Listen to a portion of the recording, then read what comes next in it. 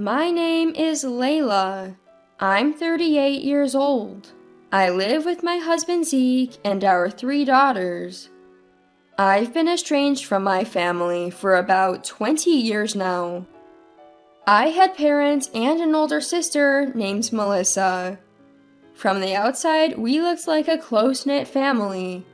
But the truth is, I was the one who felt isolated. I've always been shy and introverted, and I'm not particularly striking in appearance. I struggled to stand out and had only a few friends during my school years. On the other hand, my sister was outgoing and surrounded by friends thanks to her good looks. My parents seemed to be proud of her. They favored her over me in many ways. For instance, when we were shopping for hair accessories, I said, "I want the pink one."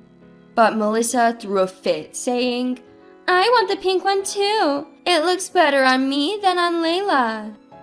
My parents told me to give in, saying, "Let your sister have it. We'll buy you the blue one." Melissa always got new stuff while I got her hand-me-downs. Seeing my parents' favoritism, Melissa started treating me coldly. She even told me not to talk to her at school because she didn't want people to know I was her sister. That hurt. As I got older, I felt the disparity between us more and more. I decided that once I graduated high school, I would leave home for good.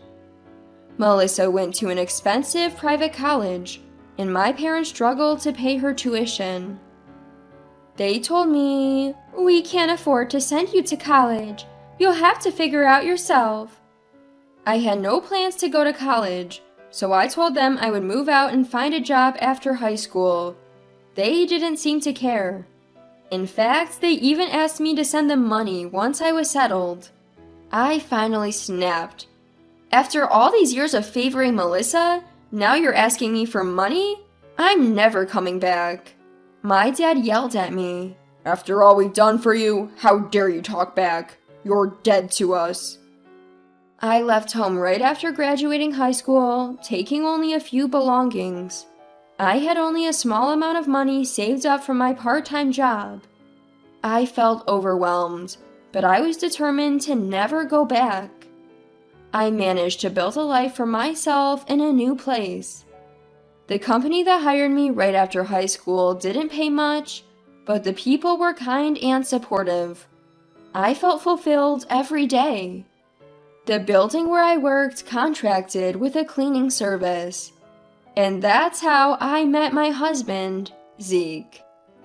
At first, we just exchanged greetings, but over time we started making small talk, and one day he asked me out for dinner. I had always been drawn to his warm smile and diligent work ethic. I accepted his invitation without hesitation, and we went out several times after that. He always listened to me with a smile, and I found myself more and more attracted to him. After our 3rd dinner together, he confessed his feelings, and we started dating.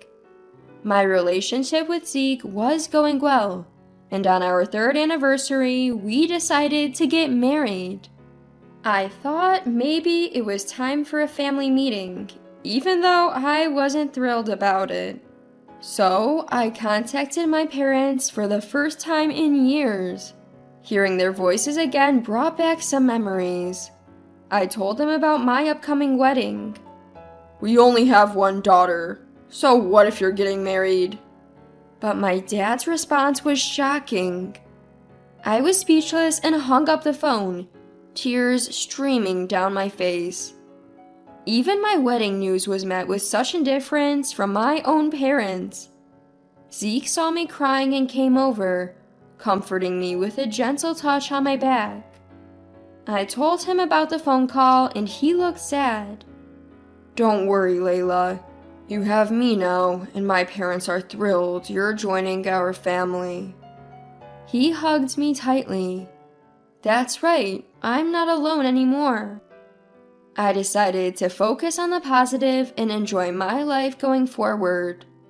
My in-laws were incredibly kind, much warmer than my own family. A couple of years later, our first daughter was born, and we were living fulfilling lives. One day, years after cutting ties with my family, I received a call. It was from my dad. I hesitated but answered, thinking it might be urgent. He sounded unusually cheerful. "Hey Layla, how have you been?" I told him I was doing well and that I had a daughter. "Never mind that. Your sister is getting married." I was shocked that my news about having a grandchild was dismissed so easily, but I kept my composure. "That's great news. Congratulations." My dad seemed pleased. "She's marrying a wonderful man, a businessman who owns several companies." Then came the unexpected invitation. "There's a wedding in 2 months. You should attend." I couldn't believe how insensitive he was. When I got married, the only people who celebrated with us were Zeke's family. I couldn't even invite my own family. Why should I attend my sister's wedding when you couldn't even offer me a single congratulatory word on mine? My dad replied, annoyed. "It would be embarrassing if her in-laws thought she had an uncouth sister who couldn't attend her own wedding. Make sure you come." He quickly told me the venue and date, then hung up. I was far from convinced, but felt somewhat obligated to attend. The wedding was scheduled at a hotel. Since our daughter was still young, I decided to go alone, leaving her in Zeke's care. I had some time to kill before the meet and greet my dad had told me about, so I was thinking of hanging out at the hotel cafe. That's when I saw a familiar woman walking from the back of the lobby. Yes, it was my sister. "Layla, what are you doing here?" She seemed surprised to see me. "Congratulations on your wedding. Dad told me to come." Her eyebrows furrowed. "I told him not to invite you. Why would Dad do something like that?" Apparently, my dad had invited me to keep up appearances. "I didn't send you an invitation, Layla. I haven't even arranged a seat for you." I felt sad again, being treated this way after making the effort to come. "If I'm not invited, I'll go home. I left my daughter with my husband to be here. Please explain to Dad." As I was about to leave, my sister seemed to remember something. "By the way, Layla, you're married too, right?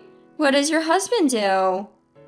When I told her he was in the cleaning business, she scoffed.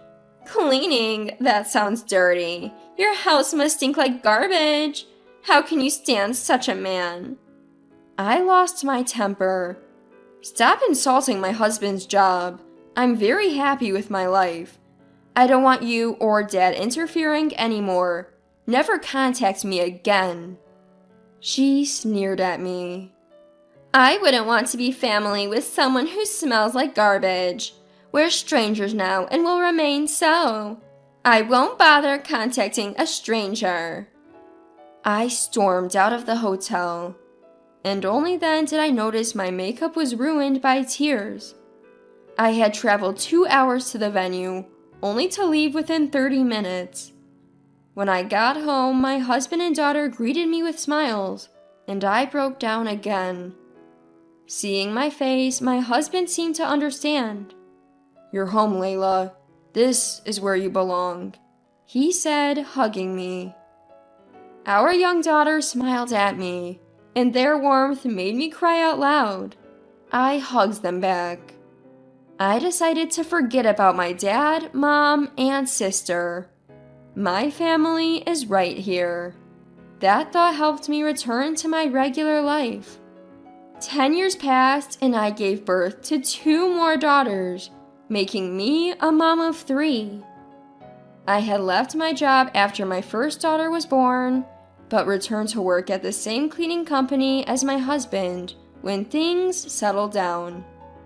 One day, while doing a big year-end cleaning at the office, I came up with an idea for a cleaning tool.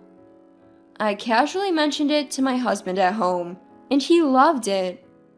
The idea quickly spread within the company, and they decided to turn it into a product. I was actively involved in the project, and the cleaning tool, packed with insights from a homemaker's perspective, was a big hit. It became a hot topic online and in magazines, and for a while we couldn't keep up with the demand. The business grew so much that we decided to create a subsidiary for the manufacturing and sales of cleaning products. And guess what? I was chosen as the CEO of the new company. With strong support from everyone, the company has grown into a $10 million business. I'm busy with work, and sometimes household chores take a back seat. But my husband and daughter support me, and we're living a busy yet happy life. However, something happened that would change all of this. The other day, a TV segment featuring me aired. It was a 20-minute segment on a lifestyle show covering my background and how I came up with my product. Thanks to that, inquiries increased, and I was busier than ever. One day I arrived at the office and was handed a note with a callback number. Someone had tried to reach me. I thought it might be another interview request, but when I looked at the number, my breath caught. It was my sister. I had blocked her and my parents' numbers after the wedding fiasco. She must have called the office. Seeing my success on TV, she chose this moment to reach out. I was wary. I debated calling her back, but decided to do so to avoid further disruptions at work. "Layla, long time no see." Annoyed by her casual greeting, I asked what she wanted. "You seem to be making good money now. How about helping us out a bit?" I was even more irritated. Why would I do that now? She retorted, "Don't act so high and mighty just because you're successful. My husband can make way more money than you if he had the capital, so give us some investment money." There's no reason for me to invest in your husband's business. Don't call me again. I hung up furious. The call drained me emotionally, bringing back unpleasant memories. Just as I was trying to refocus on work, another call came in. This time, it was Dad. "Why won't you help your sister financially? She's your only sister," he yelled as soon as I picked up. "Have you forgotten what happened at the wedding? After all that, you expect?" He cut me off. "Stop bringing up the past. That's why you're so gloomy." I was dumbfounded by his audacity. My family consists of my loving husband and daughters. You're not my family anymore. Goodbye. I hung up, ignoring his protests. I thought that was the end of it, but I was wrong. My parents and sister showed up at my office. The receptionist was flustered as she came to get me. "Showing up at my workplace is beyond inappropriate. Leave." But Dad said, "Come on, we're family. Let's continue our conversation from the other day." Not wanting to cause a scene at work, I contacted my husband and we decided to meet them at home. The tension was palpable as both families gathered. "I hate to be blunt, but you're here to ask for money, right? I don't have a single dollar for you." I took the lead. They laughed as if I was a joke.